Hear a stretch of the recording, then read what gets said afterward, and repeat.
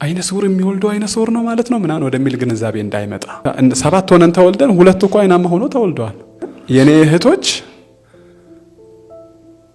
አይነ ስውር ሆነው አይናማ ልጆችን ወልደዋል። በኔ ቤተሰብ ውስጥ ያለውን የአይነ ስውራን ቁጥር አባቴን ጨምሮ ከአባቴ ጋር ስንደምር 6 ነው የምንሆነው። ከዛ የኔ ልጆች አሉ 2 8 ባለቤት ያለች 9 ተረት ይመስላል ስትሰማው ማለት ነው። እኔ ለዚህ ወላይ አልহামዱሊላህ ነው የምለው። በጣም ውስጤ ማለት ደስተኛ ነኝ በዚህ ማለት ነው። ሰው ልክ ይሄን ሲሰማ የሆነች ቁንጽል የሆነ ነገር እንትን ያደርግና አይነ ስውር የሚወልደው አይነ ስውር ነው ማለት ነው ምናምን ወደሚል ግንዛቤ እንዳይመጣ አደራ የምለው ነገር ይሄ ነው። ኦኬ እንደዚህ አይነት ታሪኮችም አሉ የሚለውን ለማንሳት ነው ያነሳነው። ገብቷል አይደል? ልንረዳቸው ይገባል። ይሄ ማለት ተፈጥሮ ነው። ገብቷል አይደል? ከአላህ የተሰጠ ኒዕማ ነው። ገብቷል?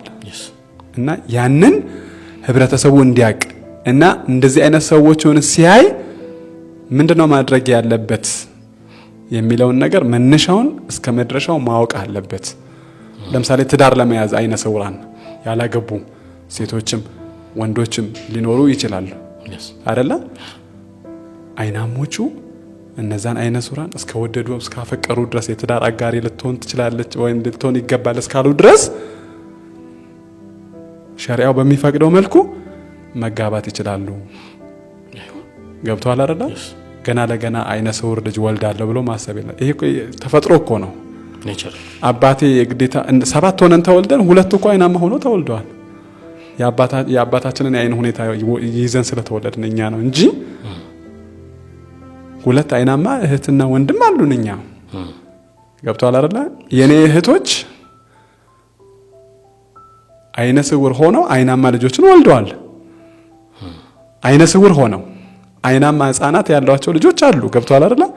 ሉክ ተፈጥሮ መሆኑን እንዲገባህ ነው ይሄንን የምለው። ለአድማጭ ተመልካቾችም ይሄ እንዲሆን ስለሚገባ ማለት ነው።